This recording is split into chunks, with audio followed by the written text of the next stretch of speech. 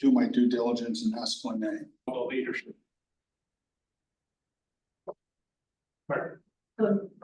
Continue. Continue. United. No, continue. All right, so I went to the board meeting and they said the same thing. So went back and thought about some of the comments that were raised during the planning commission meeting. And I think it was the comments from the group here and then also from some of the neighbors. And the consensus that I got was you wanted it to remain more rural or as rural as possible. Nobody wanted driveways going out to Dugout Road or 66th Street. Nobody wanted us to remove the tree canopy that lines that road. And they wanted it less dense. If that's actually a term of art. So I thought we identified these 5 cottages, which was important to North Shore to try to save those structures. And I thought there's got to be a way to screen those from the rest of the project, including the neighbors. So to make it more rural, I thought, why not just go agricultural, which is about as rural as you can get, I think. And your A2 zoning district makes it, you know, a spot zone or whatever you would want to call it, allows you to do that, but you need 5 acres.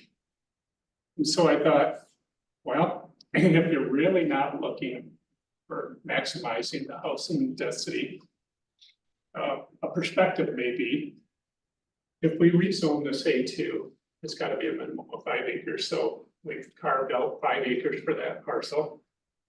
In your A2 district, it allows you to have 1 single family residence on 5 acres.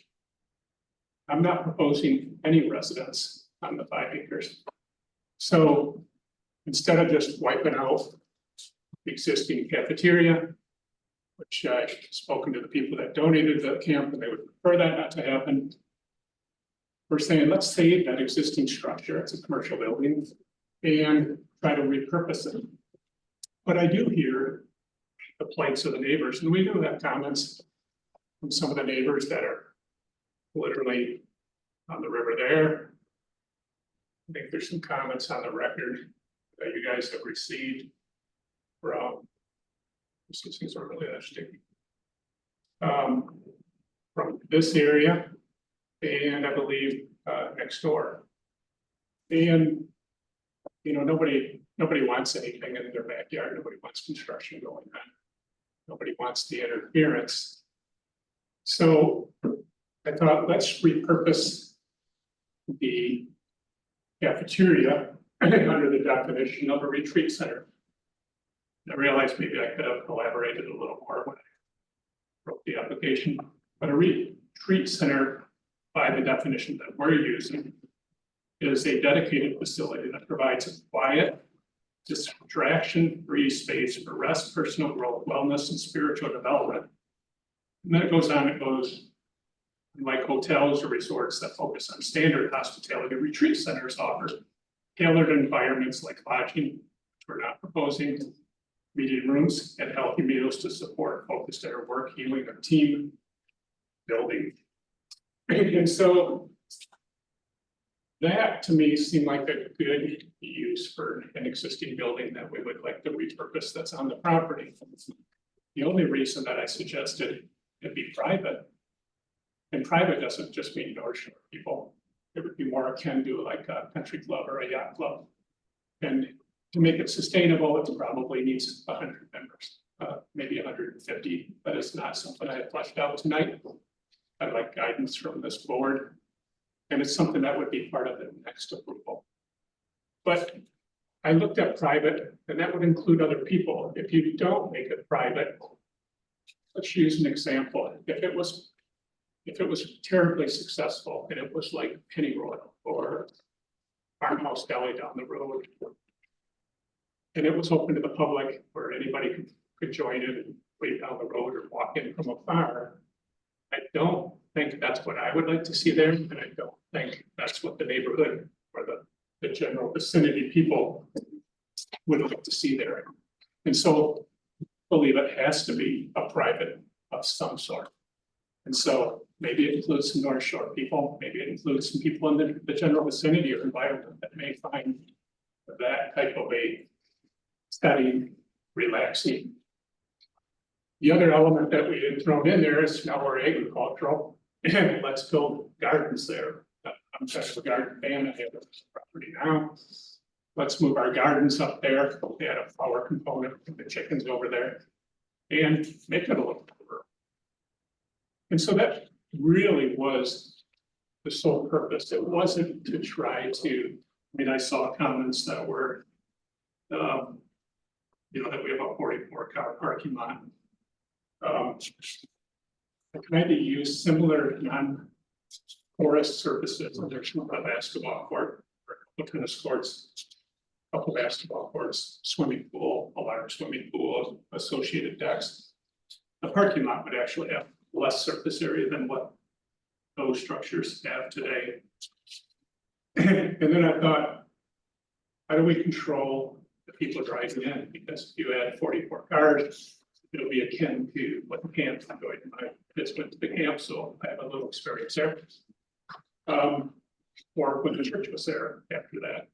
You're gonna have all the cars going on Dugout Road, they have to take a right on Dugout Road, if they can't fit in the parking lot, they're gonna park down Dugout Road.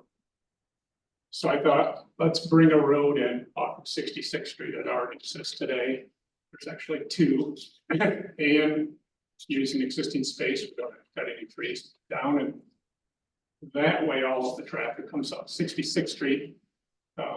It'd be gated, so it's controlled, and it literally doesn't disturb the neighbors down Dugout Road or Riverside Drive. There were some comments, you know, related to free zoning that there may be noise from music when our attention would not have any music outdoors. It is not, I've heard comments that it's a private event center for North Shore only. I think I've described that. It is not a private event center. That is not for North Shore only. I heard that it's a reduction in green space. And I don't know how that's true. It is a way to preserve green space because it's 5 acres. And I try to look down the road, and I'm always not the smartest guy in the room, but later on, somebody else could go, that's 5 acres that should be developed. And I'm gonna put, 5 acres, R2 zoning, throw some condos in there. I'm gonna put 12 condos in there, 15 condos in there. I feel if we zone it A2, the best they could ever do is put one single family home in there if I was no around control it. So quite honestly, I believe we are protecting it. Other comments I saw were that we're taking away at once public basketball court, public swimming pool. I don't know that anybody in this room believes that the case because it was never a public basketball court or public swimming pool. I've heard comments that we're proposing 9 new homes. They're not proposing 9 new homes. I've heard comments that it doesn't really help the public out. I think it does. I think it preserves the property, which I think a lot of people in this area would like to see. It holds it preserved in perpetuity. It preserves the green canopies that are there, preserves the whole hillside and the top of that hill, which is not critical dunes. But it's still a pretty area with an intact area with old growth. And I heard a comment that I guess that gets into PUDs, that wouldn't be relevant.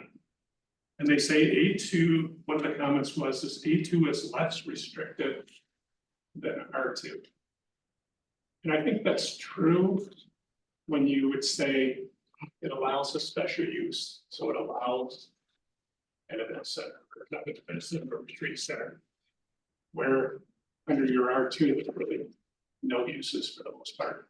Under your existing ordinance. But less restrictive. I don't believe so, because under R2, we could load it up with condos and houses. And with A2, the best case scenario is 1. And I think one of the last comments was is that all we were concerned about was our bottom line and we were gonna load it up. And I think that actually deserves a response. If North Shore had intended to maximize its bottom line, there is under no scenario, zero, that you would redo and rehabilitate functionally obsolete, dilapidated structures on the river, opposed to just clearing the land, putting 3 large homes on that property, probably 3 to 6 of them behind it, give them all access to the river, apply for a special use under to put a marina out front and load it up with a bunch of boat slips. That is the highest, best use and the most economical model. What we have done in no shape or form resembles that. Unless you guys have questions, that's all I got, I think, on rezoning. Commissioners, again, we can, hold your questions or discussion, ask. All right, thank you. Okay, this is the time that we open this, meeting for the public hearing associated with this application. As before, please come to the podium and, your name and address. Again, comments are limited to 3 minutes per speaker, or if you're speaking on behalf of a group, we'll have 5 minutes, and please let us know what group you're speaking for. I will go to the audience, people in the audience first, and then we'll go to the Zoom. So with that, I will open the public hearing associated with this application. And you're welcome to come forward. So, row 1.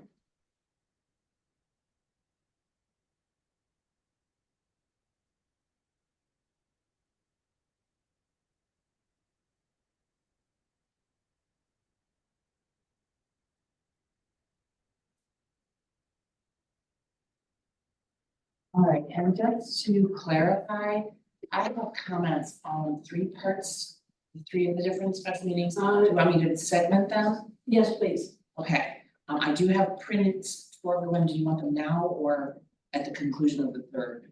No, we'll take them.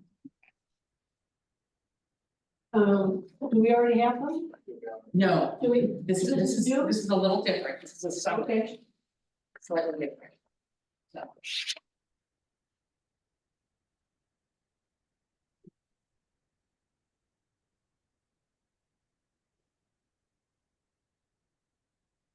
The 1-pager.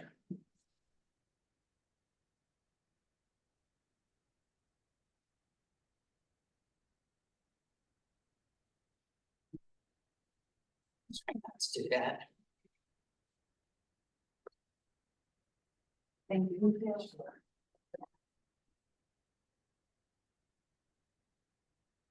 Okay, so I'm Elaine Sterrett Isley. I am the executive director of the Saugatuck Dunes Coastal Alliance. I was gonna ask for 5 minutes, but because I'm breaking this up, I don't need 5 minutes. Thank you. So we did submit the previous comments that are more detailed. We submitted those on August 13th. So we would ask that those be part of the record. And then in addition, this proposal to rezone to A2, it's spot zoning. Mr. Boscraft admitted that as a fact. The applicant's proposal is isolated zoning amendment request that is inconsistent with the overall zoning plan, the tri-community master plan, and the township's strategic plan for land conservation and public access expansion. It is haphazard and piecemeal, which was struck down in City of Essexville versus Carlton Concrete Mix, 249 Michigan Court of Appeals, 257, page 257, in 2003. The parcels along this stretch of the river are zoned R2 Riverside Residential. Parcels immediately west and immediately south across the Kalamazoo River are zoned R4 Lakeshore Transitional Residential. There is no other A2 rural residential zoning in this part of the township. The closest A2 rural zone district is about 1.65 miles inland and east of Blue Star Highway and I-196. It says I-96, should be. And this rezoning proposal serves no public need and has no benefit to public health, safety, or welfare. That's all I have to say about that. Thank you. Anybody in row two? Oh, I'm sorry, yes, please.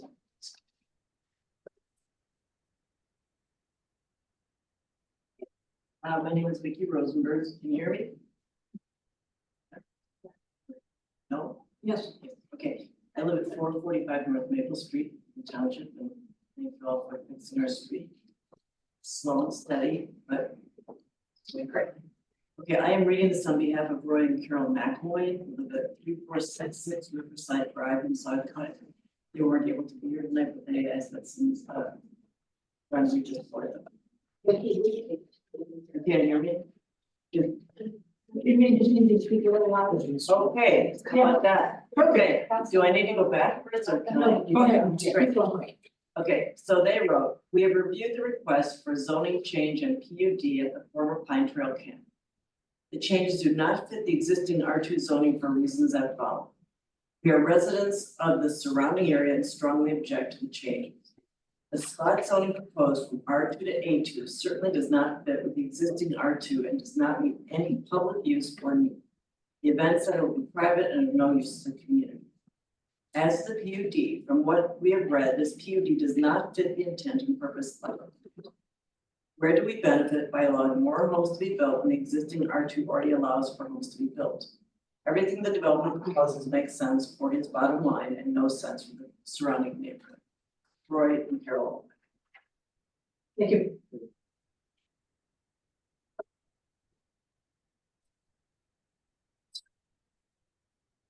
Anybody in row two?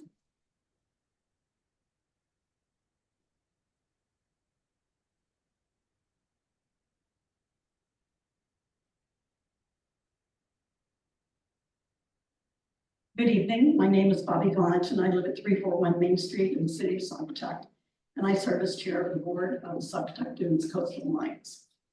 I also served as a planning commissioner in the city of Sagatuck from 2021 until earlier this year, which gives me great respect for and appreciation of your roles and responsibilities.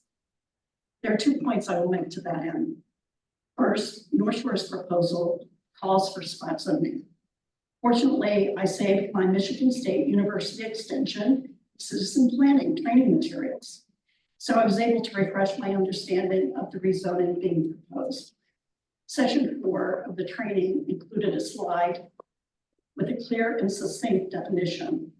It's titled, not surprisingly, spot zoning, and includes a danger icon at the top of the slide. It defines the practice as, and I quote, single parcel zoned differently than zoning around it, small in area, provides right to use not provided to similar adjacent parcels, and typically is inconsistent with the master plan, end quote.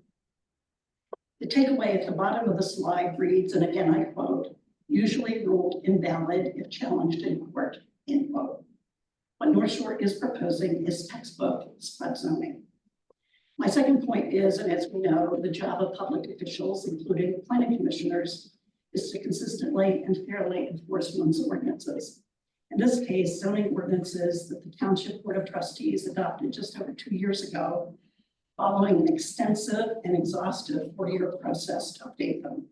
To sum up, the Coastal Alliance believes North Shore's proposal is spot zoning, designed for North Shore's economic gain, with no benefit to the township or general public. Thank you for what I know is often really, really hard work. And thank you for respecting your code of ordinances and enforcing them.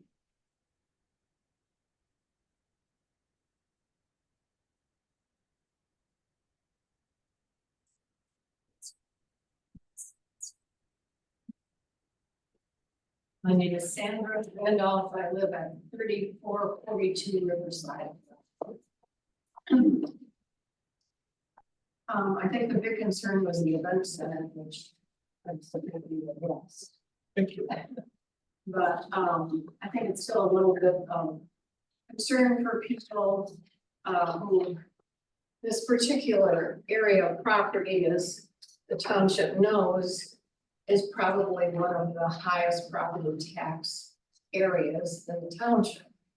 And certainly in that, when it joins to the city, that is true. 1 year, a 50-foot lot in the city on the river, sold for $1 million. There was a house on it, they tore it down. And put up a new one. So I didn't quite understand the affordable housing aspect for this property, but that's another issue. But I think having a public event center there, one would have to be careful of what exactly that means, and I'm a little clear, but not totally clear. There were some other drawings with a lot that said airspace area. I would love to have some clarification of what that means. And then changing a space from R2 and A2 for the special land use approval for rural business. And I wanted more clarification of what a rural business is. I assume now that that is the event center.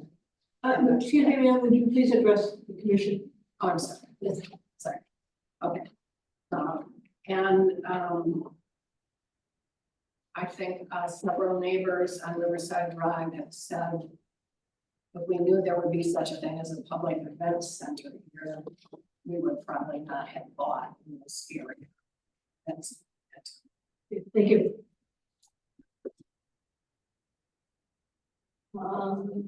Anybody else in the road? How about row 3?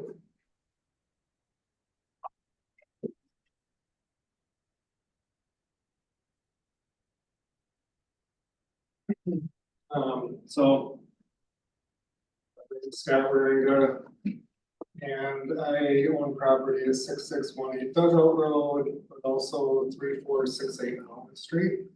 Just for reference, that's this. Right here, which is bigger than this. I'm the single biggest property owner adjacent to this. I sent an email, which I hope they forwarded to all of you. I'll quickly read that, but I just reviewed the project, I think it's a great plan. I hope everyone on the planning commission and township board can find it. Scott's plan preserves all the existing camp buildings. Not knocking stuff down, it preserves the wooded and natural feel of the property. It's reasonable that the plan would use the existing open field space, which is all this grass area here, which is nothing right now. As new home sites, I'm a business owner, Scott runs a business. At the end of the day, we do have to make money for our investors, for our shareholders. I'm very happy that there's going to be dedicated access off 66th Street. I don't see any impact at all for people on Riverside Drive. There's nobody going to be coming down here. And as the owner of this property right here, I'm happy to own it. I have 3 houses here. That I look at their backyards and it's going to be a wooded buffer space. Previously, Excuse me, sir, would you please address the question? Scott had proposed, I think, 1 existing house and 4 new houses, so I don't have to see as many of those. There's no short-term rentals. And then regarding the request to go to A2, I don't know what the camp was zoned, but I know like when the church was there would be 100 cars on Saturday night or on Saturday and Sunday, Saturday youth group stuff. There was all kinds of activity there. 45 parking spots for an occasional use retreat center is really no big deal in my mind. Yeah, and the coastal Dune Alliance, like they want to both ways. It's fine. I'm not donating money to them. I support a lot, but it's like Scott's not proposing anything drastic here in terms of cutting down trees and stuff. He's trying like crazy to preserve the tree space. Putting some gardens in there and chicken coops, it's like, that just really seems not very high impact, and I don't see what the environment's like, but, yeah, so anyway, sorry, that's a little more emotional than we had, but not frustrating.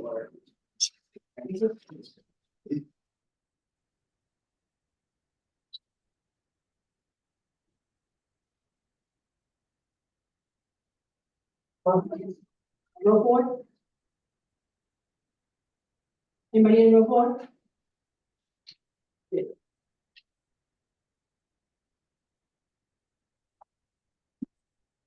Hi, I'm Martin Fluer. We live at 3464 Riverside Drive.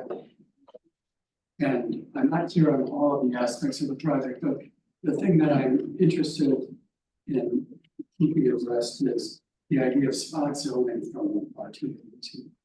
Because my concern is it's residential in that whole area.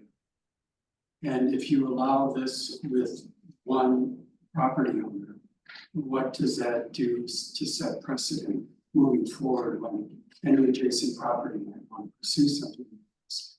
And they might be able to use this as a precedent in the future that doesn't really seem to adhere to the master plan. I think it's a responsibility to adhere to moving forward. Thanks. Is there anybody else in the audience who wish to address Commission? Is there anybody on Zoom who wish to address the commission? Excuse me, Raise your hand. Yeah, do I have an iPhone? my name is Mary Truzino and it's very, your sound quality is very poor. My screen is frozen, but consider me to have my hand up. Yes, ma'am. May I speak? Yes, yes, you are. Thank you. I'm Mary Truzino. Our property is at 3500 Dugout Road, which directly abuts the former Pine Trail Camp on its south end and backs to the Kalamazoo River. We've lived there since 2015. And when we bought our home, the church camp was still operating. So we had experience with both what that was like, living in that environment, and now with the construction noise and noise from extensive tree removal and extra truck traffic that we've had since the North Shore of Saugatuck has been developing the property. We haven't lodged any objections to that current development, but I think this most recent request to redesignate the acreage from R2 to A2 and to obtain a special use permission is kind of a different kettle of fish. We think that if their application is successful, we're going to be next door neighbors to a private event space. We'll be within view of a 44-car parking lot. We'll be dealing with increased population density. We'll be dealing with a lot more ambulatory traffic in that area, auto traffic, and increased delivery truck traffic. When we moved in, we drew some comfort from the way that the townships plan and from the R2 Riverside Residential District was defined as this being an area that accommodated residential land use and was really designed to preserve the character, the rural character, the wooded character of where we live. And when the church camp was there, that was not disturbed. That was a seasonal activity. When the camp disbanded after a couple of years and they used that facility for Sunday church meetings, those were a very momentary and very minor disruption to us and to our neighborhood, a slight inconvenience at best. But when we talk about having this kind of private space for the benefit of North Shore residents with additional condos, a parking lot that we will be able to see from our property, and an event space, our feeling is that that's a game changer in a most unfortunate way. And that living next to an enclave condo lot, a cul-de-sac, a private retreat center, not only is going to affect our enjoyment and our expectations about how we can enjoy our own property, but will potentially degrade the value of our very wooded, nature-inspired home, and will short circuit the very things that made our home attractive to us to buy in 2015 and will make it attractive to future buyers. Thank you very much. Thank you. Is there anybody else? We have someone on. Hello? iPhones. One moment, please. Okay. We have one. Hi, can you hear me? Have a sit. We're still on it, but I will come back to you. Thank you. Yes, go ahead. You can hear me all right? All right. Good evening to the planning commissioners in attendance of this hearing. My name is Nicholas Wallace, and my family cottage is at 3524 Dugout Road, next door to the proposal before you this evening. I'm concerned over the specifics of this special use and rezoning from R2A2 and how this seems to conflict with township preservation goals established in the Tri-Community Master Plan and zoning ordinances, goals that specifically pertain to preservation of natural rather than rural character, a natural character that has already been degraded when viewed within the larger context of the greater North Shore development, with concrete roads going out to the lake, acres of deforestation, and back dune destruction directly behind this proposed event center, and the Van Horn development across the street where acres of forest are now water and mowed turf grass. I'd like to see the Planning Commission and the applicant thoroughly discuss the specific language present within the Tri-Community Master Plan, and ascertain whether this proposed change to the neighborhood aligns with the township's preservation goals. I'm concerned about how water will move off of the property in the event of heavy rainfall, and if North Shore intends to landscape with native species to buffer against habitat fragmentation inevitably caused by this development. I'm in the process of transitioning the historic landscaping that my family did decades ago at our cottage to native North American species for the benefit of wildlife and my community at large. And I worry about the impacts to vegetation and aquatic life in the river via the use of the herbicides and pesticides required to maintain lawns. How bright will outdoor lighting be within this forested neighborhood?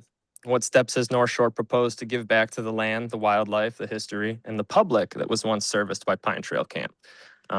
The applicant mentioned it wasn't a public thing. I remember the magic of watching city kids get, bussed in to canoe and fish, and it was fantastic being able to hang out with those kids growing up at the camp, being able to experience nature under those 130-foot tall white pines that are now cut down. Never did I imagine the forest and dunes around our cottage may become an illuminated, paved, private neighborhood. It's beginning to feel less like a cottage in the traditional sense of the word. I know the township wished to see the property conserved when it went up for sale. Now I urge you is the opportunity to flesh out the fine details of how this property can still be preserved in the long term. Please adhere to the vision of the Tri-Community Master Plan, and please make the right decision tonight. Consider the broader context of sustainability, habitat loss, climate change, and the sixth mass extinction we're currently living through. I'm a little confused about the applicant's mention of not eliminating green space when that map shows a cul-de-sac and 9 lots in the middle of a field that is green space. Seems incorrect to me. And I'd like to reaffirm all the comments I made in the letter I submitted yesterday. Thank you all dearly for the work that you do, and I appreciate the opportunity to speak tonight. Thank you.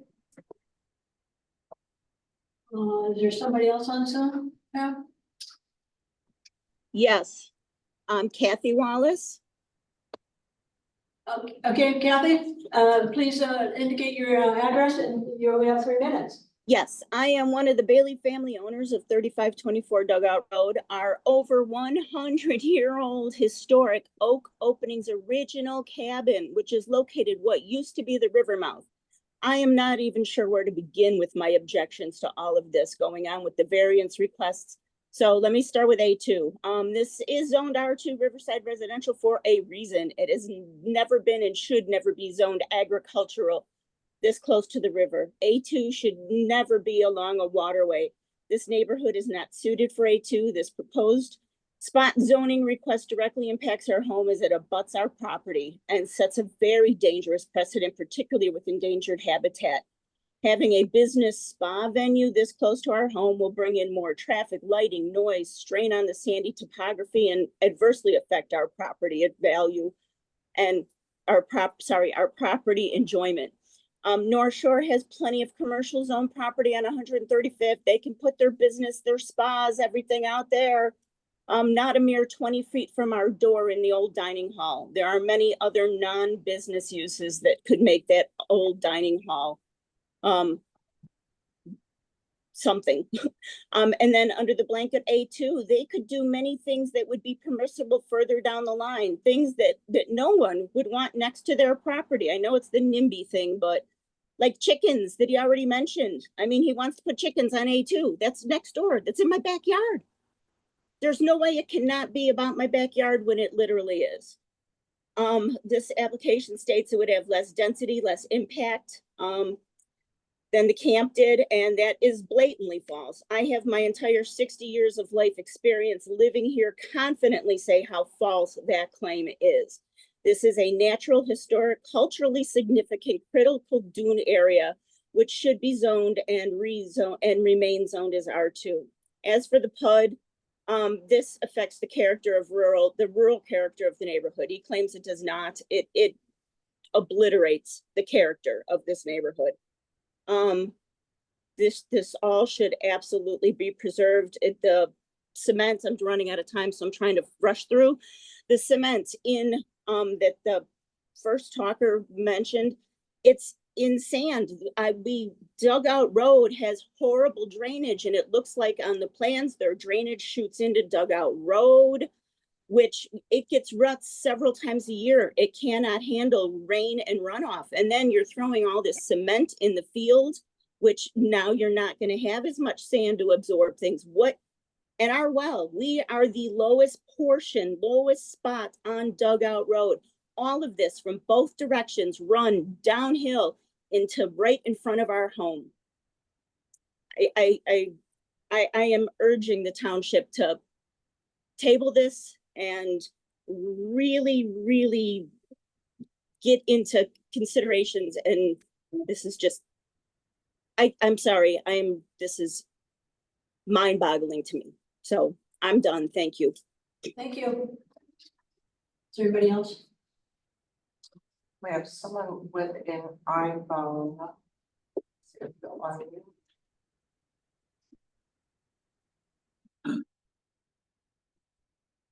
Is there somebody else who'd like to speak to the commission? On Zoom?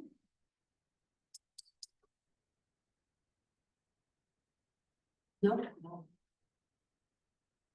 No? Is there somebody else in the audience who wishes to speak regarding this particular application to an R2 to an A2?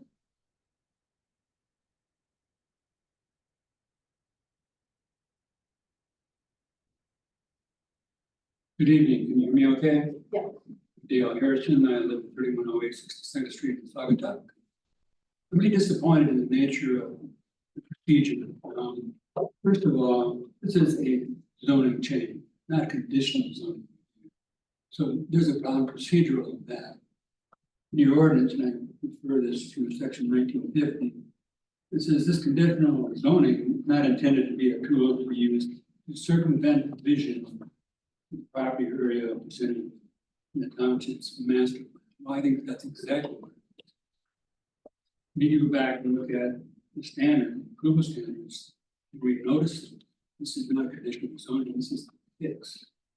But big development, incompatible with the surrounding area, in a neighborhood that has long had a tradition to be compatible with zoning, etc.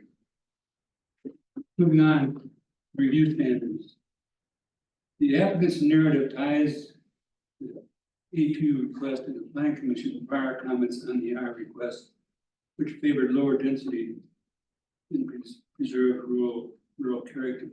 I don't even think the Planning Commission had this project in mind when they made these statements. So it wasn't even on play. This is really amazing. Community Master Plan, 2016. The zoning administrator suggests, she doesn't suggest, she says, but notes the township does not yet have a master plan adopted exclusively for Saugatuck Township.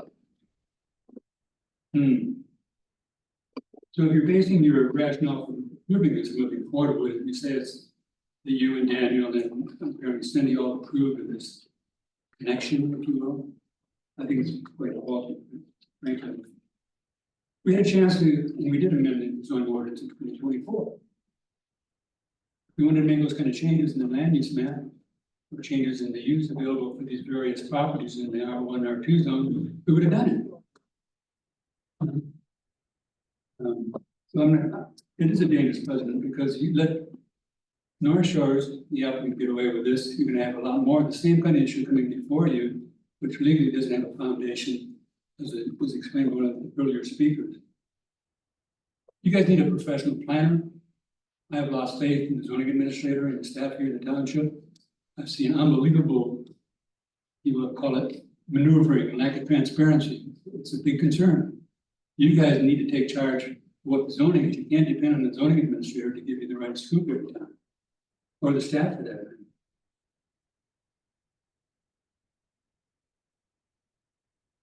Here's another one. I lived out there for a number of years in the 70s.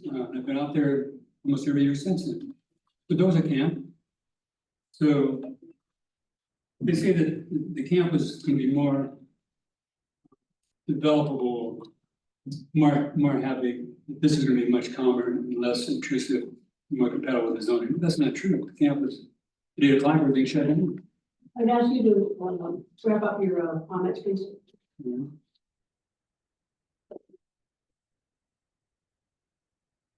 So I think it's speculation for the staff to say that they weren't even in the neighborhood or in the community, that the Pine Trail camp was in fact a much bigger deal and more problems to the community in the surrounding area than this project. This is incompatible with the zoning ordinance, it's incompatible with the master plan. It's a rich, giving you a rich, quick scheme on the part of the applicant. I think you gotta vote it down. I think you gotta renotice this Okay, under thank the new you, standards. thank you, sir. I'd have to ask you. Thank you.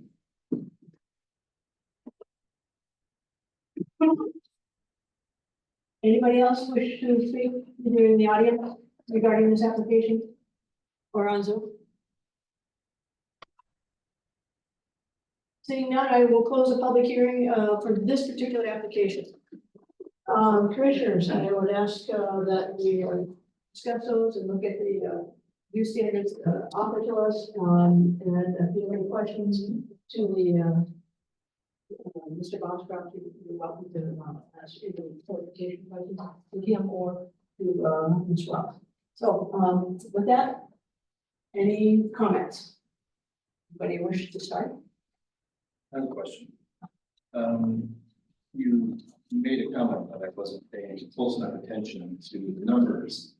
How many homes or condos could you put on this property if it remained R2 and you wanted to maximize its density to, not putting words in your mouth, but if your sole goal was to maximize profitability and maximize density, how many homes or condos? And I open,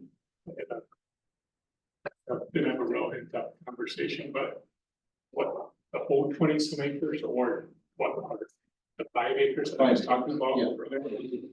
So, R2 in your zoning district has a minimum lot size if they're single family homes, but you can also do condominiums, you can come in for a few. You're working a couple projects here locally. I'm looking at personal contrast between. I mean, I could, and that's what I was looking for, a little guidance. I'm not looking tonight for you to rezone it. I'm looking for, here's a conceptual plan. I realized you didn't like the last plan that made the lots smaller with access to the roads. Here's a new plan that I think, and it's my perspective, obviously, I'm welcoming everybody else to hold their own perspective, and I'm not here to try to change anybody's mind, but from our perspective, we believe that this 5 acres in perpetuity keeps it from being developed. And what we're looking for is to try to create a screen across this area so that the 5 cottages that we've really spent a lot of effort on are somewhat isolated. If you recall, we didn't give anybody on the rest of this property ever access the ability to use the river. If you recall, there was no rentals, short-term rentals. We would propose no short-term rentals on any of this property here. And we're not interested in getting these things to intermix. We're looking to get a dividing line. So if this is the area that you're concerned about, I'll be happy to do that as by right plan before we would get a final approval. The A2 area. I would do it on any of the areas, but in A2, if it was still R2 and it was 5 acres, you could put a bunch of homes. Or condos or, Have you calculated? Gordon, let me just say that the R2 minimum lot size is 40,000 square feet, if there's no water and sewer. So, I didn't put that right. correct, so if you just took that and threw some roads out of there, you could, by single family lot, put 5 homes on it. We just wiped out the cafeteria. So 5 homes in here, right? Just Correct, in here, yep, In this area where there's one existing building, another existing building, that's just the actual, like, and a parking lot that is currently at pool and some other things, right? correct. You could put 5 homes in here or none in a parking lot. That's the comparison. Contrast. And you have an existing building here. And the pavilion. Correct, and I'm trying to, I think we're trying hard to repurpose that versus knocking it down and starting over, and quite frankly, we don't want 5 homes or, like, you know, honestly, if you're trying to maximize the space, you're gonna do a PUD and you're gonna come in here and you're gonna load it up with condos or whatever, you're just gonna try to get more units than 5. But you wouldn't have to ask for permission to put 5. Oh, absolutely not. I'm Right, right, just do that by right. right, Take that building. Get 5 homes. correct, because there's no structures on it. Okay, thank you. And that is not a home, that is literally a lean-to. I had a roof and I found the paperwork from the camp, they spent crazy amount of money for some reason on that. It's just a wood structure with a roof, but it's open on the sides. And those owners of those 5 homes could put any kind of lighting they wanted on the homes. They could, They wouldn't have to comply to Dark Sky. you have to get a building permit from these guys. And that actually requires to put a, you know, follow certain guidelines to get a building permit and get a zoning. Are permit. So the homes on Lake Michigan along the Sioux River, did those conform to Dark Sky ordinance or? Ordinance? Depends on when they were built, The new, or new, yeah, they do conform. I have not been out there to invest. It's like a smaller. From dudes down. It's incredibly dry. But we're gonna ask, please try to stay on this. Yes, Here. yep. I'm just doing, I mean, in a comparison and contrast of how bad it could be and what's being proposed, so that we can create a balanced perspective. Thank you. Anybody? That helps me a lot. I said the last time, I really appreciate that you're getting many of the buildings, especially this retreat center. Went by this morning, you're doing good work. It seems like it's coming down to this A2 area. What you can do. Is not. correct, because here's what you run up against in your current zoning. Under R2, there's no use for that structure. And so it comes down and.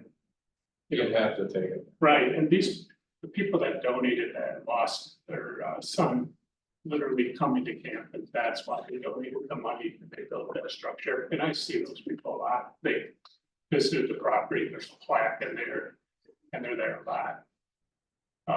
That's something we would rather not do, but if we can't use the building, then it's obviously going to come down. And then, like he said, we're gonna get 5 homes out there.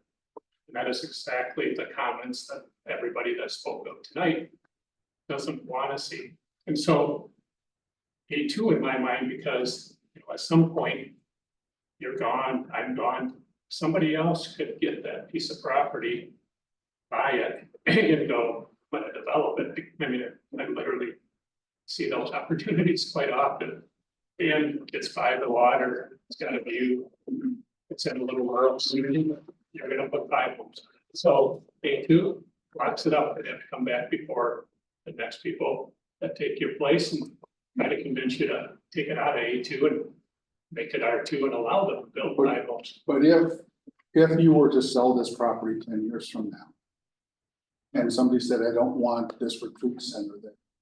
It automatically goes back to to R2. I don't believe so. believe that's my Yeah, because understanding. you're asking conditional, Right, it would automatically go back. it would automatically. I've understood that conditional meant is, I don't want you to rezone it unless we have a special use. Yeah, but, No, but even if you stop using it as an event center and you said we're gonna close it down, it's not economically viable, it would automatically go back to R2. is that correct? Ms. The conditional rezoning is the condition would be the rural business or retreat center. It would have to remain that use in perpetuity. There would be an agreement with the developer and the township. It would be recorded. And if it wasn't used for that, it would be a provision that it reverts back To R2. to R2. Or could they petition to make it a farmer's market or something like that? That would be amendment, that would be, you'd have to come in and do an amendment to that, But it's not automatic. no, We'll let the planning commission again. correct, and rezoning is for township board as well, so it would be a recommendation. I guess I misunderstood that. I thought it was, I locked it up. It was a done deal, but I'm gonna have to hang around for a while yet. Mr. Butler? I just don't see how we get around the fact that it's spot zoning. It is spot zoning. It has a laudable intent about trying to save the camp building, and I recognize that, but I think you pointed to that you could petition for something by right to maintain that use, that, I don't know what that would be. But then the other issue besides spot zoning is that, we have another event center that is next to an art studio, and that's turning into quite an interesting dynamic between the two of them. Sure. Yeah, so it's like I don't know how, you might start out with a very quiet retreat center. And then it could be a reunion of rap music, that they're gonna retreat to the woods and turn it up. So, and that's nothing that you would plan or indicate tonight, but I don't have enough to wrap my hands around what the retreat center is, how long we're gonna be there. When it was a church camp, I think some of the letters reference that, Sunday, there were a lot of cars out there, people went to church, and then the rest of the time, it was quiet. Retreat center, we never know which days are gonna be big, which days are gonna be down.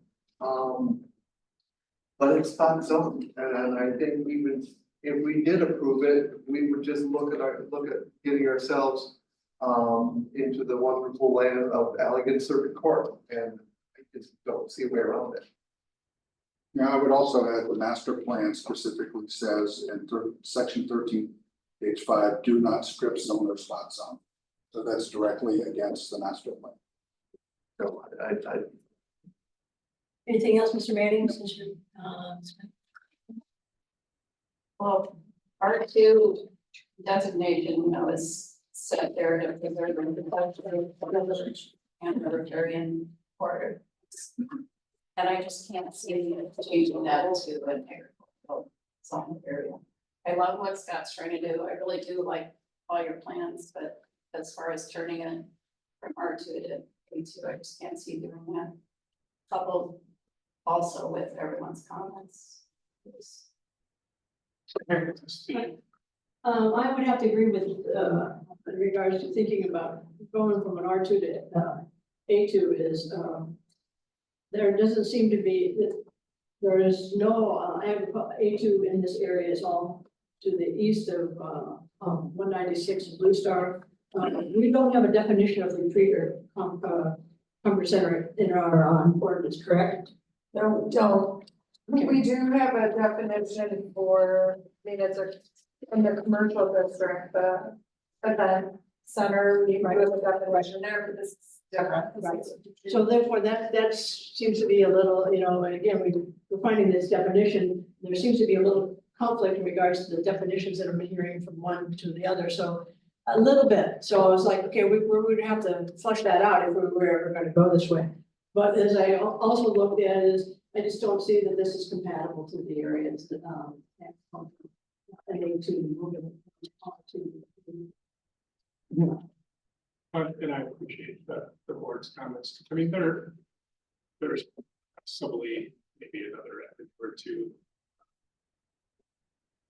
threading the needle through your ordinance to repurpose that building and be able to use it, regroup it and figure that out. But our goal really was is trying to figure out how to lock up that property so it didn't turn into 5 homes. And it wouldn't become 5 homes. And that is the only tool in your ordinance that actually was kind of a guarantee. The other pieces are creating a use, but that leaves the rest of the land available to do what you want. Somebody else would want to do. So that's not what we were doing. So I mean, if I can ask this, water can, it's appropriate. Does your pro forma really look for revenue from the retreat center? probably to lose as little money as possible. Yeah, it is not a. I mean, it's a clubhouse for the rest of their. Correct, but we don't have enough. I mean, there's a critical mass number that we have to get to. We don't have enough residences, nor do we intend that we ever would. There are centers like this that I've been to and that I have visited and still visit. And there's a critical mass number that's bigger than what we have. So it would have to involve some outside members and quite often some of these clubs, even though you're an outside member, you may be there one time a year. So I didn't look at it as a very high use. And I don't view it as an event center. I don't view it as having outdoor music. I looked at it more as it could be TED Talks and gardening, and I think have some sort of a food element to it from the garden and make it quiet and enjoyable for the neighborhood. And obviously those details would have to flush out later anyways, because that's not actually something before your tonight anyways, but without the rezoning, the special use doesn't even apply. Chris, So- I'm sorry, do you have anything else? I do. Yeah.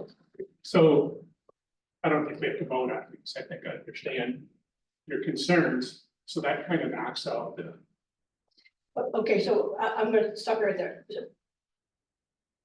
First of all, you have an application in front of us. Correct. So are you asking us, are you withdrawing this application for the A2 Correct. and not moving forward? So is that what we're gonna do, is we don't have to vote on it because you're withdrawing it? I would think so. You wouldn't have anything to vote. Okay, so therefore, we're withdrawing that application, so we're not rezoning the A2, which then removes, if I'm not mistaken, that also removes the one for the special use for the rural center, which is B, is it not? C. So you're withdrawing both of those applications. That's correct. Okay, Look at how short I make your night. yeah, I know, thank you. Okay, so then therefore, I'm making up for that. all right, thank you. I'm gonna ask you to sit right down so that we don't get ourselves too far ahead of ourselves here. Okay, and then you may come back. But, Thank you. okay. All right, so just to clarify for everybody who's here, that Mr. Roskopf has chosen to withdraw his application for rezoning, then removes his application for the retreat center. All right, well, we'll put up on here. So now we're going to, yes, I have some comments to make on this application. It is a no, public hearing. wait, no, sir, The fact me withdraw does not mean we can't speak or say about specific. correct, I'm going to move on to his next request, his next application, which there will be a public hearing. There's a public hearing on this one right now. No, we're done, we're done with both of those A and C. I don't, no offense, but I don't know that you can bypass the public hearing schedule. So it's any, this specific project, whether you withdraw it or not. I believe we can, because it's no longer an application. You withdrew the application. He withdrew his application. Well, I'm sure some little more information. Like this, whether, isn't he afforded the ability to comment that at the second? Yes, you public can, hearing? you can make a comment on the second, public hearing, or public comment at the end of the meeting. You'll get another chance. Yes, you'll get a chance. Yeah, let's move on. Thank you. Okay. So now this is a public hearing in consideration of a PUD to allow for 9 single-family residential parcels. Not associated with an A2, rezoning. Located on the portion of that parcel, 2004 00 at 3545 Dugout Road. Okay, this, Yes, well, I think that some of this does reference the A2, the proposed A2 section, so. I just wanna focus on the PUD request on 9.38 acres. So if you look at the folder from the applicant, well, also, I guess, you could point out the proposed PUD section would be there. Only there, but We got the old house on the corner. in the initial request, it included that retreat area, but that would be removed. I think we need more. Correct, I think that we would need to have a little bit more clarity. Nevertheless, I will go through the review, but I do think that this might impact, how it was noticed and I think how you move forward because of the A2 portion. Nevertheless, the applicant is looking to divide the area into 9 single-family lots with associated open space. Lot number 5 retains an existing house with direct access to Dugout Road. The remaining 8 lots would be served by a new private road extending from 66th Street. There would be a gated emergency connection to Dugout. The applicant is proposing underground utilities, including the water main extension, fire hydrants, dark sky lighting, and roadside stormwater swales. The open space includes the area along Dugout and along 66. And the open space is 34% of the site, so it's not only along those roadways, but it's also that acreage to the east of the private road. All of that would be open space buffering the adjacent properties. Our PUD requires 25%. The applicant does not have a parallel plan submitted, likely due to the fact that he has a minimum in that district is, as I mentioned, 40,000 square feet. He's asking for 9 residential lots and based on the overall acreage divided by 40,000, you could likely get those 9 lots. However, a parallel plan might be helpful for the planning. Half of it's 45,000. Pushed it around. Yeah. So, the planning commission could still request a parallel plan just to prove out those lots. His goal is to, and the reason why he's asking for the PUD is to have these open space areas memorialized, to do the private road and the configuration he's showing, and to have a couple of these lots smaller than the 40,000, 40,000 in R2. However, through PUD, our minimum lot size in R2 is 30,000 square feet. So, just a few of those parcels are less than the 30,000. Some of them are quite a bit more. So if you look at our review standards for a PUD, the applicant describes his benefit as including the preservation areas along the roadways. And to develop the site with potentially fewer homes that could be developed under the R2 district. But again, we would need to see that parallel plan. The applicant does have unified control of the property. He is required to have a 4-acre minimum for a residential PUD, and he's at 9.38 acres. In terms of the section 6.30, which governs our dimensional standards in a PUD, 4 of the 9 lots fall below the 40,000 square foot minimum in R2. For the master plan, the applicant ties this proposal to the planning commission's prior direction on the R1 request favoring lower density rural character. They're providing the voluntary tree buffer along 66-foot dugout, no driveways along dugout except for the existing driveway.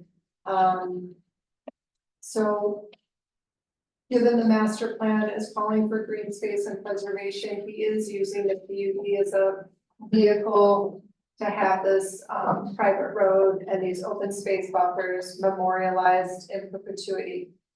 Public services, the applicant is seeking to extend new water main. There is no public sewer proposed. The 9 lot count is consistent with by right density for the property. I do think that under the recommendation to postpone the request to have a parallel plan that would establish the baseline by right density, I think we'd also want to kind of consider this given the A2 would not be part of it. And we can open the public hearing and hear from the public on this as well, and the applicant. All right, first of all, Scott, did you wish to speak to specifically this particular project? Yeah, sure.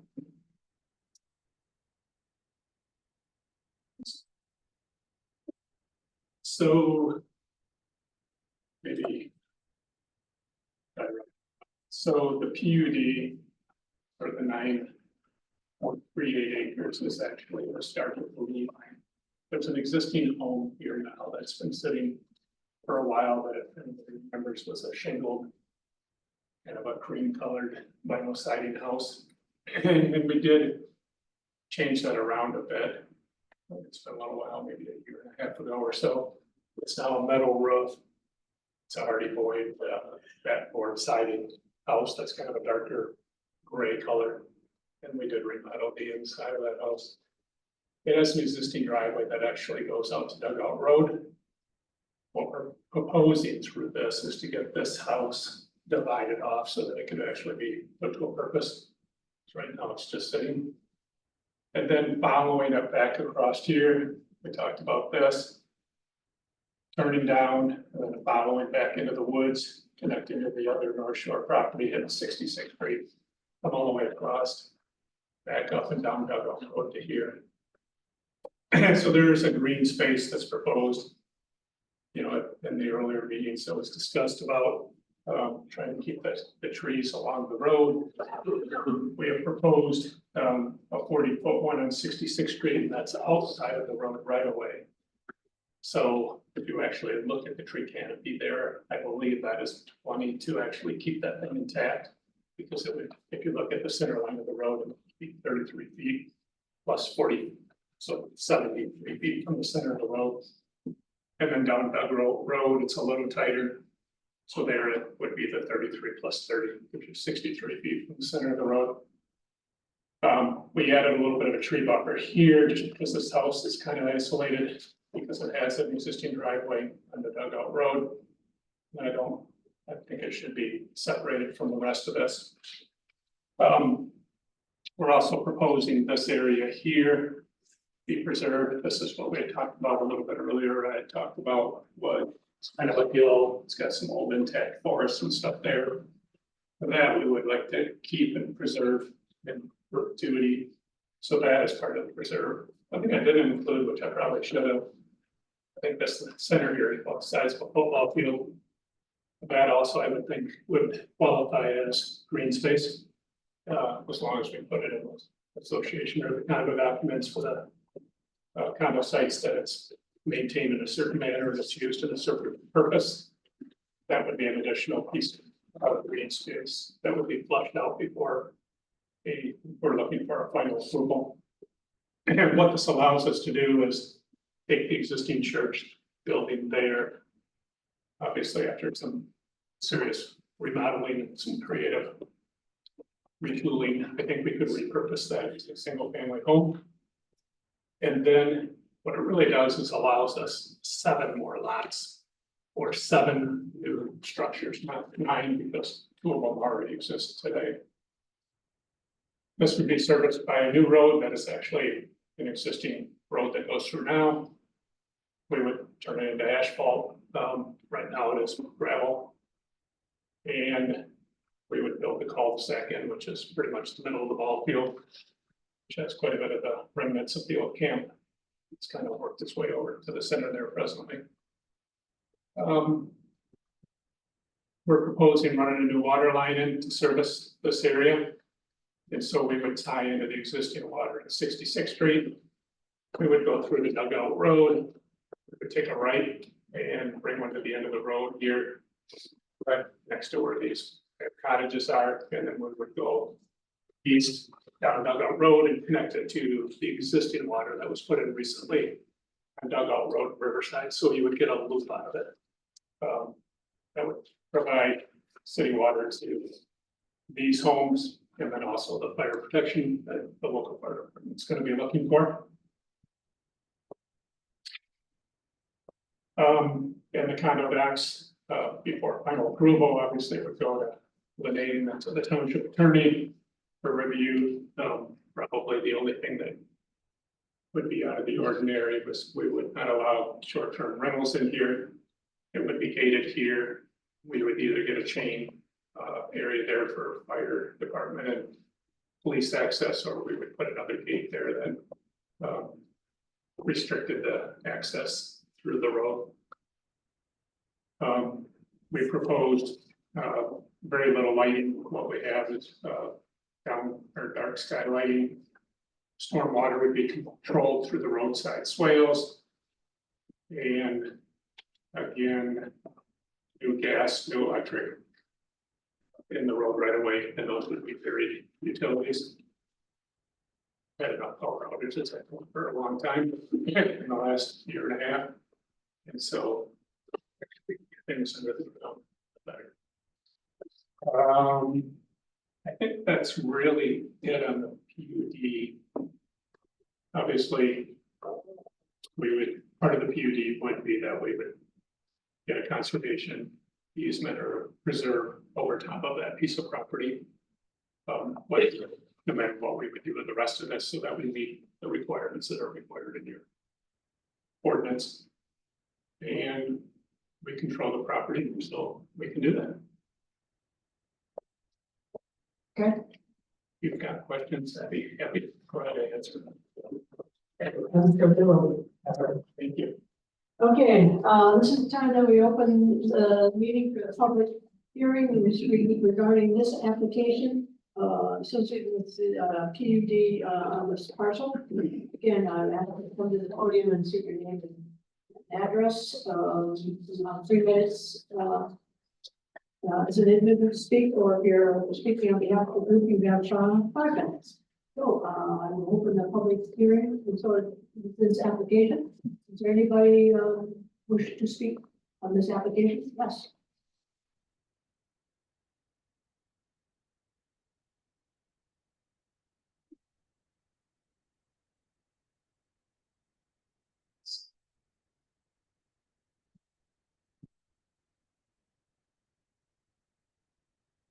Okay, I'm again Elaine Starrett Isley, the Executive Director for the Saugatuck Dune Coastal Alliance. The comments I provided earlier on page 2, number 3. The applicant's PUD proposal conflicts with the zoning ordinance, the township zoning ordinances and Tri-Communities Master Plan, and provides no recognizable benefit to the public interest in its design.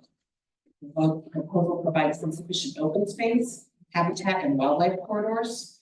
Nearly half of the residential lots proposed do not meet the minimum lot size, 4 out of the 9 currently. And the proposal introduces impervious surfaces without a significant plan to minimize non-point source runoff and pollution. The proposal provides no support for the statements that the application accomplishes many of the requirements of PD. The application was kind of devoid of details, just said, yep, we comply. And so I would urge, so thank you.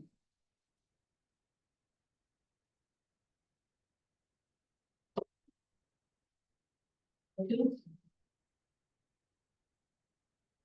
Three. Four. Row 5.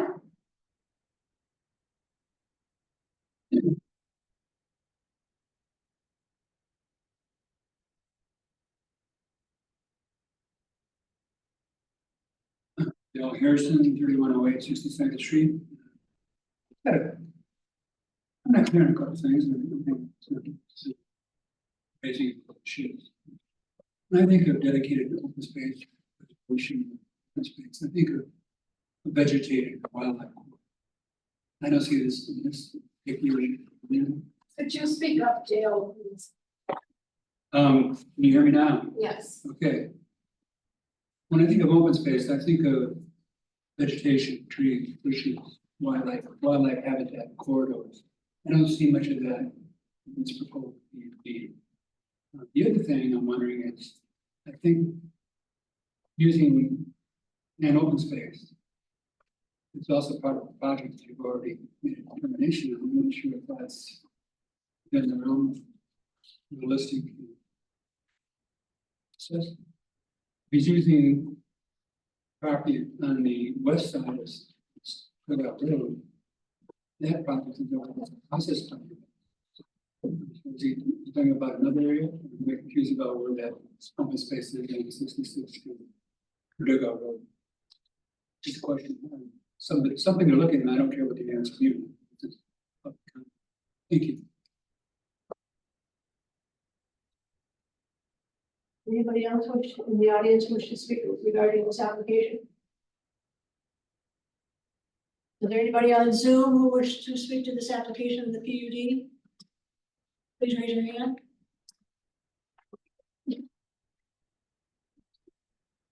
Okay, seeing none, I will close the public hearing regarding this application. Commissioners, That's for a plan that comes out for, maybe less 4 and 7 to 30,000 square feet. Probably also wasn't really thrilled about seeing undersized lots. well, I know that there's a couple of things that they're considering, and maybe that it'll answer everybody's questions. Is first of all, according to what we have, this PUD included the area of the A2. Well, it's no longer there. So then therefore, this plan is presented to us really is not feasible, because now we have to come back and do a recalculation. We have no parallel plan. So therefore, I don't see us moving forward with this particular application because we're missing a lot of information that even allow a consideration for a PUD in this area. I think it has to be re-noticed out.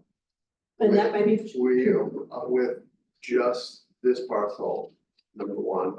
Number two, we have to see a parallel plan, because we're requiring that of the other developer who wants a PUD. And, so, that way you can say, I can do this when we have approved the PUD that based upon that particular parcel, the PUD made more sense than what you could do by right, but you have to present that to us. So, I think the recommendation to postpone and then also to renotice, because I think it would be fatal if we tried to approve it under these circumstances. All commissioners would agree? I agree. Okay, so we need a parallel plan first. Yes. Right, I realize it's a better question. Okay. Hear what Steve said before.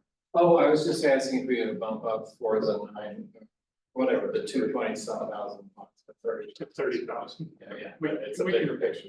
Right. And we can do that, obviously. I didn't So say I missed it. therefore, without really any discussion, we have a lot of things that we're missing. Would entertain a motion to postpone. So moved. Scott, Mr. Support. Manning, Stannis, okay, all in favor of the motion, say aye. Aye. Opposed? All right, so that particular application. Scott, do you want us just to move on with the next application? Sure, I mean, it's looking. Again, from what I can see there, it also is associated with this A2. No? Okay, all right, so the last, application we have is for Mr. Boscroft, associated, okay,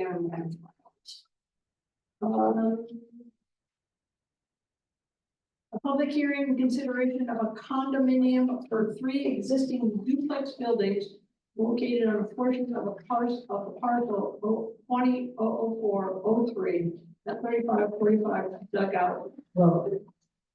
So with that, Yeah. Ms. Wells. Yeah, correct. So on that graphic, there's a kind of a trapezoid area, with 3 existing duplex buildings. The applicant is requesting a condominium, to create a condominium, that contains those, an airspace condo, so it would be similar to the cabins that we did where, It's an airspace. well, I think it's just it's a condominium, not, They own it's the, not a site condo because there's no lot line, they would just own the space in between the walls. And then the area around those 4 walls of those buildings would be common area for the association. So it's similar to the cabins. The applicant has provided a survey sketch, and has provided the application. We do not have draft master deed or bylaws, and we don't have a final survey yet. This is preliminary review. The applicant, as I mentioned, is proposing to create the condominium that contains the 3 existing structures. No new construction, addition, or change of use is proposed for those structures. The applicant is proposing, access. I don't know how the access would work with those at this I'm point. not proposing any access, we're using existing that's there now, that's all The there. the existing drive that's there from Dugout Road. So no new lots, streets, or physical site design changes are proposed. The request converts the existing structures into the condominium form of ownership.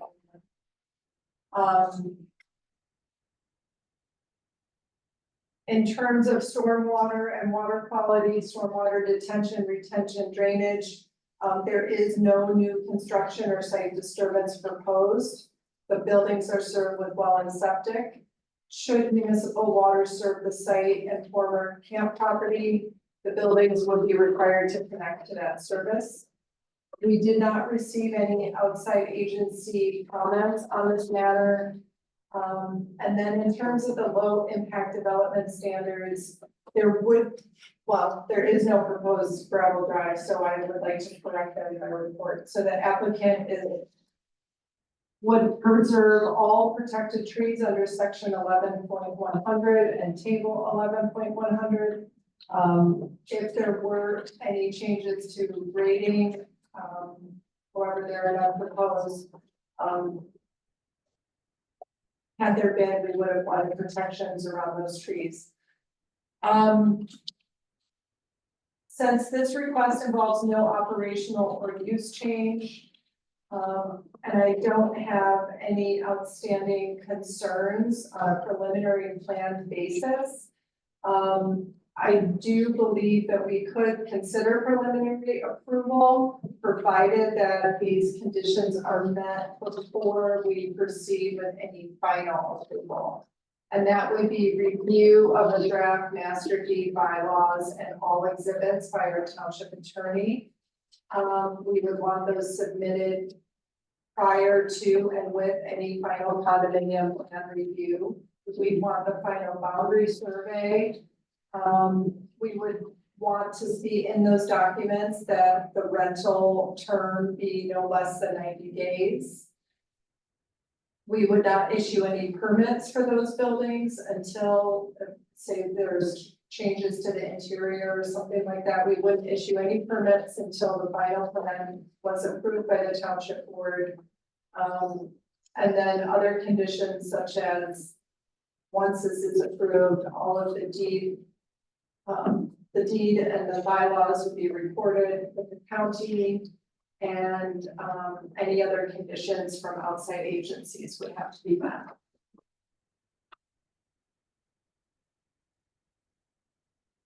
Okay. Me again. So. I don't know that this. Oh, wait, here. All right, so these are 3 existing structures that are already on the property. The drive is already in place. We don't actually propose any changes, in anything. The goal here is only to figure out how to separate the ownership of those 3 structures. And it's simply condo unit 1, condo unit 2, condo unit 3. And when she says airspace condos, we're not asking for lot line divisions or modified version to split the property into 3 pieces. It's just one little, it's like the property up on the river. It's one general common element in this box of approximately 1 acre. And you would have a signed condo. And this is just again, a preliminary approval that we're seeking. Because again, I'm looking tonight to realize that 4 things on your agenda for the same piece of property is a bit of a mouthful. But we're looking for some guidance. We realized R1 wasn't the right plan. Now we know A2 is not the right plan. Somehow we'll try to figure out how to use that building. We haven't given up yet. But I think this request is simple enough. They stay the way they are. We just want to be able to carve them off. We aren't looking to sell them. We aren't looking to them to rent them out on a short-term basis or doing the short-term rental market. We simply just need to figure out how to retain ownership of it as we hold them. So the condo docs would probably pretty much mimic what's out in front of the river, or that'll be a different name. The use restrictions will be different because it doesn't have any water access and other that for you.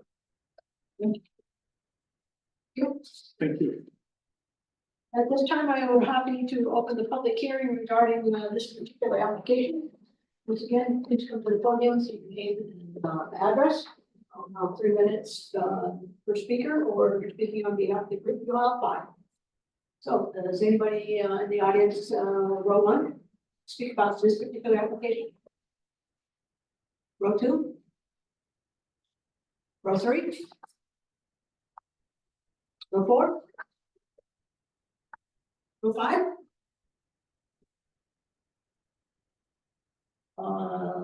I'll ask if anybody on Zoom wishes to speak to this particular application.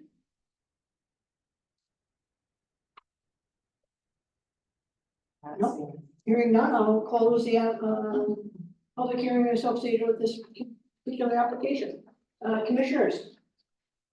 I do have one question. And R2 duplexes or 2-family homes aren't allowed, but these obviously are pre-existing. So does that make any legal problem with turning on this? I just had that. Yes, I'm not proposing this to be 2 units or this to be 2 units or 3 units or 4 units. It's 1 unit. 1 unit. Are you remodeling those? We're not doing anything. Oh. So the use would be single family.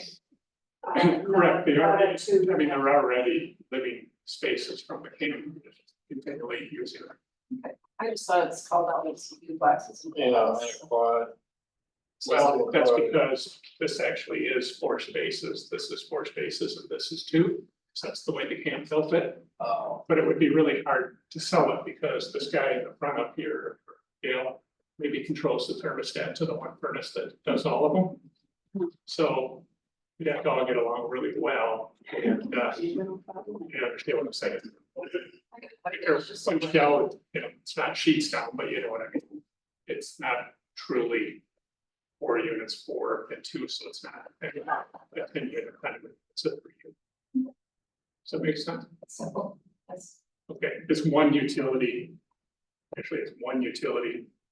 And it's a second utility, so it's kind of like you have selling gas meters or electric meters or whatever it's gotta stay together.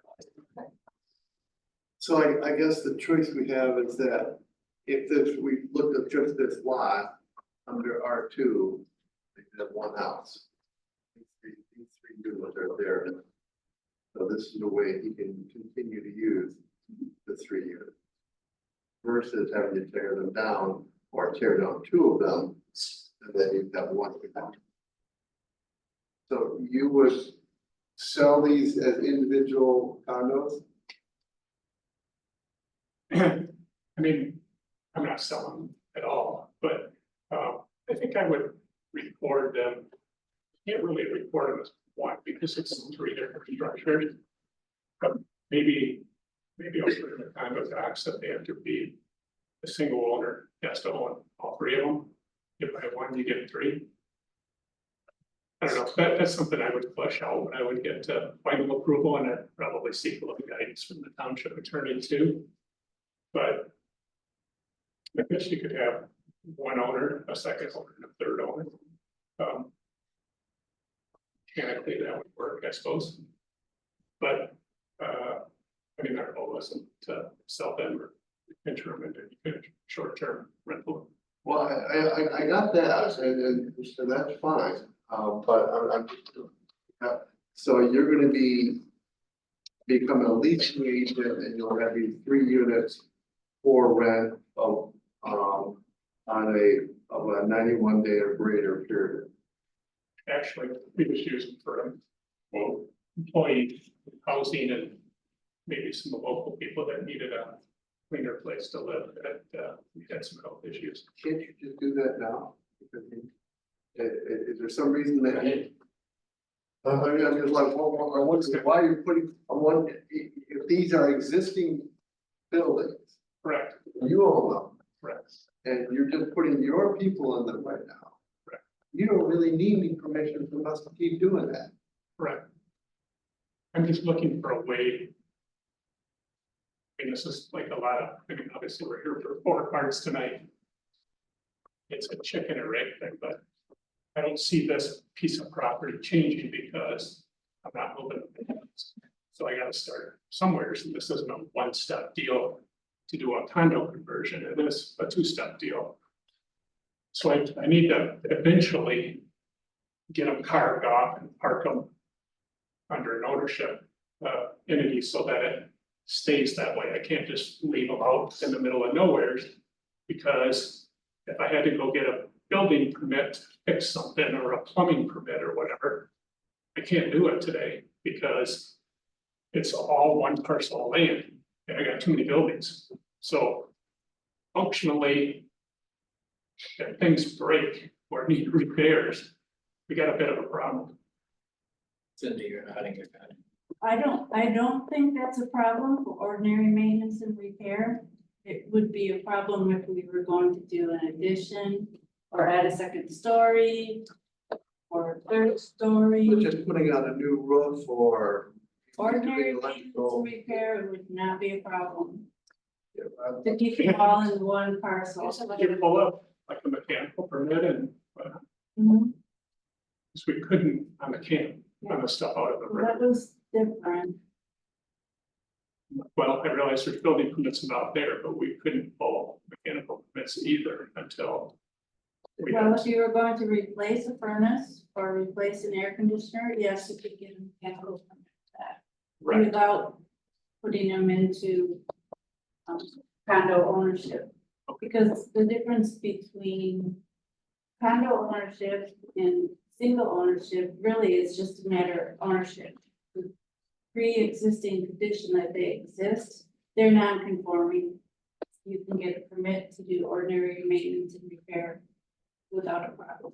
The issue that we had though was with the zoning permit because we had more than one principal structure on the parcel. So that was why we worked through the site condominium with the cabins and that likely would be the case with these 3 too. So it would be better to do the. Yeah, so building permit aside, it was the zoning. Right, so, correct. So I mean, it is our application before you to carve off these 3 through condominium conversion that's allowed under your ordinance. And that is what you're asking for tonight for other reasons. So if we were approve the preliminary, but if in fact he comes back and then we can deny this final. Well, yeah, but the way that I'm hoping the conditions are set up, it's clear that all that needs to be part of the application before it even comes to you, right, before it's even on an agenda. That would be correct. It isn't like it could be back next month. This needs engineered drawings for, I mean, it's like the candidate needs to have. It's a lot of work. You have to get final approval and it's gotta go through. I involve engineers, it's gotta go through Pelican County. If you recall how that worked, it wasn't quite a one-stop shop.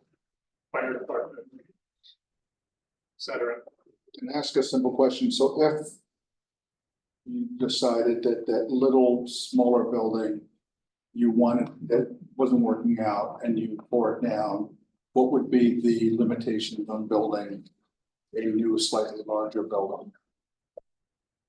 If this is one condo, would that be disallowed? No, you couldn't do it. You would have to amend your condominium plan and basically start over. Okay. And you couldn't even do it then because you would be setback requirements and stuff. Yeah. So if you tear it down, you're done. It's kind of like that cottages out front. Right. That was the goal of trying to save those. Is you know, they're too close to the river, too close to the road, too close to each other. And so this is a pretty good thing.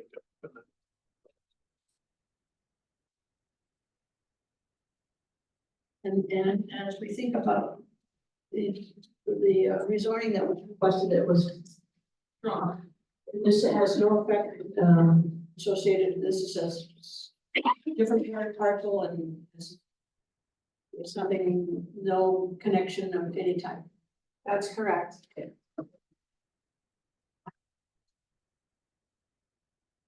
I think I'd like to see, we know he's gonna come back. But I would kind of like not to take this piece before we see the rest, get the rest of it handled. At least as to the 9 parcels below it and the 3 condos.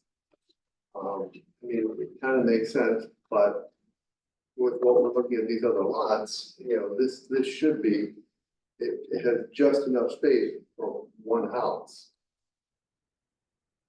Or you just keep using it. What's the harm in preliminary approval?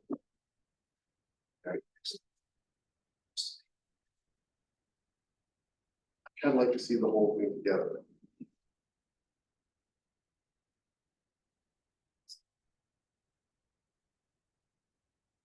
Commissioners, anybody else? And, I mean, I appreciate your perspective. But that kind of is the whole goal, I would assume, of a preliminary approval is I draw it on a napkin, so you don't do the enormous amount of effort and work and expense to draw all these significant plans. And I come with a person guidance and I say, I think this is a great idea. I maybe don't know everything. That's pretty clear tonight. But I'm looking for, is this the right direction? Is this lot good enough for you guys? Is it important that we save these 3 structures? And is it legal according to your township ordinance and does your planning commission and your planner review support it? And I think it does do that, looking for some direction before we do the heavy lifting and before we do all the work. If I bring something back that's completely different, I wouldn't approve it because it's not the same plan. It's a different lot parcel and it's 2 buildings instead of 3. It's a different plan. You start over. But what I'm looking for is, out of those pigs tonight, do we have one piece that we got right and that we should probably pursue further? I personally think it's fine. Yeah. Therefore, unless there's any other further discussion, I do need a motion. I'll make a motion to approve the conceptual plan of the site of the condominium. Pardon? For this particular For application, this particular application for this lot is shown with the 3 structures. A smaller one and 2 slightly larger ones and the driveway. And it will be serviced from Dugout Road. and taking all the considerations. All the considerations that when they put into her report, part of the, report. Does everybody understand the motion? Yes. And you second? I second. Okay, Steve? Okay, fine. Any other further discussion? All in favor, say aye. Let's do a voice one. And Mr. McFadden, we need a voice. Mr. Stamps. Yes. Mr. Buck. Mr. McFadden, yes. Ms. Buck. Yes. Yeah, yes. Yes. Mr. Manning, yes. Ms. Watson. Yes. Motion passes. All right. So I believe that's all here before associated with anything with Mr. Foster. All right, so our next is a public hearing related to Would I point out, I believe by our rules that we state that it's 8 o'clock. Greg. I think it's 3 hours in regards to if a meeting goes longer than 3. I'll check this fine. That's fine, it was. So again, I think we would have to state. Well, we did notice a public hearing. Yes, we can notice. But I believe that if the meeting goes beyond 3 hours, we will finish the topic that we're on and then we can get through. 3 hours, yes. Yes. All right, so therefore, thank you. That's what I wanted to. You turn the news on and all you hear about this. Okay, this last agenda item is a public hearing to consider the proposal of an ordinance to amend table of uses of section 4.30 of the zoning ordinance, add a new section 8.3070 to regulate battery storage for mining and small scale, medium scale, and hyper scale data center uses and special land use in industrial I-1 district. And add the appropriate definitions. Lene, you wish to say anything more? Sure, you guys have looked at this before, we did have our township attorney review the draft as well, we made some changes and suggestions. He helped strengthen the ordinance. He offered a suggestion on how we measure the sound using the LEQ. In addition to the decibel rating, because the LEQ takes the measurement over. I'm so sorry. It's starting to rain and somebody's got a convertible. Oh, wow.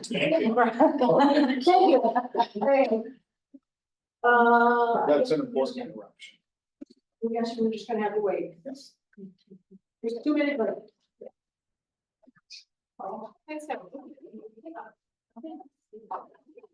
A memo on this data something? I can send this. No. So. Yep.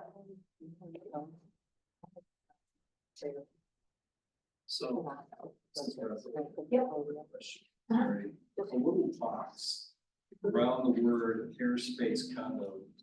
is suggest that it's a building, but it's not. I know, yeah, correct.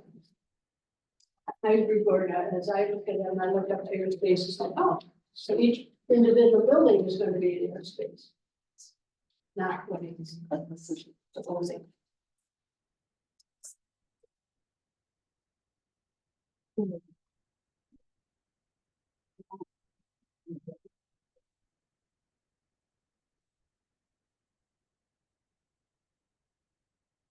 Yeah.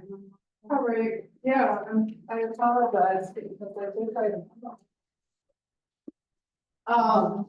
anyway, the way that we are handling our. Well, we're missing two. Oh. Okay, all right. I guess we'll wait till at least one comes back. Yes. Does your memo outline any changes or additions that? I was gonna say the biggest one is the sound and how we're measuring sound. So in addition to the decibel level, we're doing the LEQ measurement, which takes sound measured over time. So it's not just one abrupt noise, it's also the background sound. I am not a sound engineer, but he recommended that, given his experience. We continue to regulate these uses, all as special land uses in the industrial district. We have a minimum lot area of 40 acres. We have setback requirements from residential uses. We have a section on special escrows. We can require inspections. We require liability insurance. We have decommissioning requirements for these. We also state that they can't be taller than 35 feet. My understanding is that might even prevent some of them from coming in. We do want to see an environmental impact assessment. That's something that we're requiring, as well as buffering and an earthen berm around the development. We pretty much have a lot of standards in here that where the planning commission can require additional measures above and beyond what's even in this ordinance. So there is a lot of leeway that you have as planning commission. We want to see a feasibility study for any water use for a medium or hyper scale or digital mining use. And we require annual inspections and reports from the applicant. We also prohibit any dewatering. So that is in place to protect our, groundwater resources. And I see we have in there about electrical besides water. Yes, There's also electrical, because that's the other concern. it's the electrical use, correct? Water and. So they're gonna, it would be a closed loop system, so they would take water and recycle it as compared to continually drawing water to cool it off. And then, this is all new, I would, love to see how they're going to present that their consumption of energy is not going to cause our bills to go up. I don't know how, I like that it's in there. I don't know how they would present that to us when, that's under the purview of the state of Michigan and their annual request for more money. Right. Which just, the part that, and we can't ask for this, but I would love to see that if somebody wants to put one of these in and there is a dam within a certain mileage of it, that they upgrade that dam and take the power from there. Versus us selling off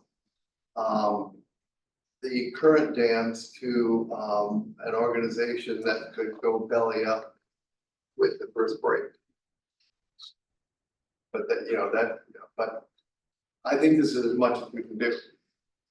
Yeah, our attorney thought it was thorough. He felt like, I have another community where they were considering having the small scale as permitted with conditions, but they're actually moving it all to special land use. As you recall, we don't even have, we have no one knocking on the door requesting this. This is not reactionary because we have an applicant. We do not. This is because it was requested by the chairperson, also the planning commission wanted to make sure we have protections in place because this use was not even listed in our zoning ordinance. So, What's happening across the state, this state, really across the country. I think it's wise that we have this in place and, well, you know, so that we're, again, at the head of the game rather than dealing with as many communities are trying to kick them out. I mean, it's across the country. Plus, we don't necessarily want meetings with 200 of our neighbors coming in and screaming at us. Well, we still may have, as they come in when they have the application, is still coming. Well, yeah, but Gives us I would like to have this in place. Yes. Any other? Yeah, I'm surprised that it's being permitted in C1 and C2, even though there aren't any 40-acre parcels in existence in the table. for the accessory Yeah. data center, so that would be kind of like the township where we have Your small closet. data room okay. closets, yeah. To come back with this, I'm not sure, why does the table have data center accessory rather than you come over here and say accessory data center? I'm just looking at it from a being the same. On the table it says data center hyphen accessory, but in the definition it's accessory data center on the second page. So I would just look for consistency rather than. Sure, yeah, we can have the definition say data center dash Or go accessory. accessory data center, it doesn't matter which way you go, it's just be consistent. Yeah, okay. That's the only thing that I like. Well, I know that Gordon is much more knowledgeable than I am about this, but some of the reading I've done. We're suggesting for the hyperscale a 500-foot setback from residential. I've seen some interested and other experts saying it should be 1,000 feet or even half a mile. I don't know where they came up with that, and it may be a moot point because there's enough other stuff in here that reasonably control this. But I don't know that anybody really necessarily knows what is the appropriate distance, and at least the stuff I was reading is saying even at 500 feet, the low hum of the machines is enough to cause sleep disruption and headaches and other maladies. So I don't know if it's really worth making that standard higher, but I'm seeing other places that are saying make it a greater distance. And maybe that's only for, the problem is that only for the larger data centers, that's really an issue, and certainly the computer closet here is not. I think it's in the benchmark. Ultra low frequency sound travels just like a foghorn on the lake, you can hear miles away.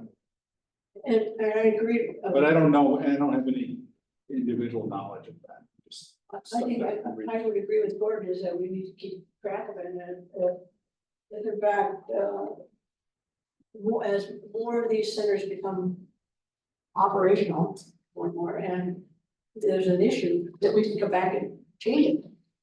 Yeah, we can, but if you want to increase it tonight, you can. Why not go to the 1,000 now? That's fine. Which, that's what Doug found, and, but go to the 1,000 now, and if they want to come and demonstrate to us that this is the decibels that we're going to have, and at 500 feet, it's undetectable, prove it to me. But I would go say, go and change it. There is a public hearing, I'll have to ask you to speak at that time. This is a public hearing on this particular project. I'm gonna speak Yes, on it. there is, there is, but first of all, we're not there yet. Okay. So, The only other thing I would just throw out is, I know we're not dealing with what the fines would be. But if a data center is built, and there's monitoring of audio, and the audio is above the acceptable limit, you know, a fine of $1,000 to these billion-dollar companies is, you know, they use that to you know, get coffee cream for their coffee. So something that's on a, not really our purview, but something that. That came up at in another discussion I was in with the planning commission. And the attorney mentioned that if there were sound issues, noise issues that were violating the ordinance, that likely that enforcement item would go straight to court. I mean, there might be some initial ticketing, but they would escalate it quickly. And Be a lawsuit of yeah, some sort. Okay. correct. So we're not really interested in a fine, we'd be interested in filing a circuit court to do a cease and desist. Yes, it would go straight there. It's his understanding and recommendation would be that it would, maybe there's one initial ticket, but then goes straight. Well, I wouldn't You even can mention the request word ticket, I would just say they get 1 90-day period to Correct. correct the situation, or we will file suit. I would drop any, because any fine that we assess to them, unless it was $20 million a time, means nothing. Yeah. Thanks, so, I'm done. okay, is there any other thing that we want to respond to before we open the public hearing? Because realizing that we do have some discussion after. Yeah, fine. Yeah, okay, great. Okay. So I will open the public hearing regarding this application, which is associated with consideration for proposal ordinance to amend the table of uses, section 4.30 of the zoning ordinance, and add section 8.30. I'm sorry, 8.370. Okay, so with that, I will open the public hearing and so this application. Go on, go right ahead. Please, name and address. Yeah, I'm Dave Stinson. I live at 3132. About a year and a half. Sounds like you already started. So, just look at AI. So first of all, first and foremost, are there copies of the draft that you have that are available? Yes, and they're on our website Okay, as well. Great. Yeah. Have you ever disallowed anything like a data center? Can you do that? We can't exclude a use, we can't do exclusionary. Okay.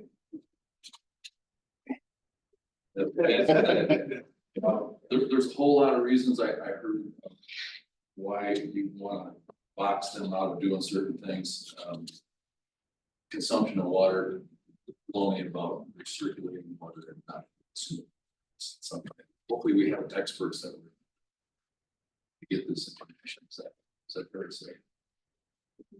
You're allowed to say whatever you want. Yes, we can't, this is not a question we Yes, answer. okay, I'm hopeful But that. thank you. that the council will get into some expertise, because once the cat's out of the bag, it's gonna be difficult to put back in. And I think I heard that this is not in response to a they. I've heard they a few times, hopefully there's no they. But it seems as though we're anticipating they, so there's a clue. So let's repair this. See if it go all the way to hyperscale.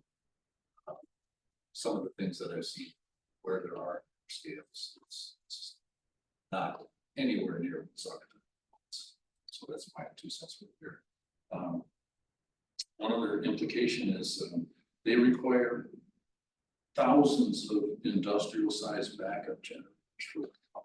So there's a lot of diesel that goes along with that, things like that. I've looked at some of the ordinances, and you guys done a great job covering how big and how stupid. So I'm hoping that we're way in front of this. So next time is O2?